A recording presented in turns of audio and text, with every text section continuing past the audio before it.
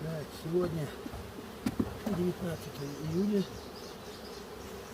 Это у нас уже в этом году получается вторая качка. Первая на Акации была, и вот вторая на Липе.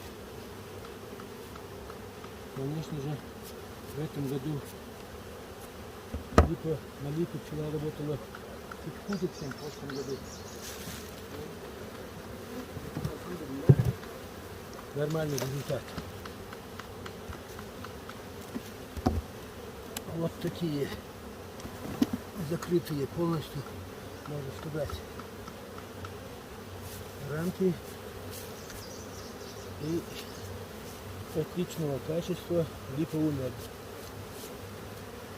Внизу предгорье липа давно закончилась, здесь только цветет.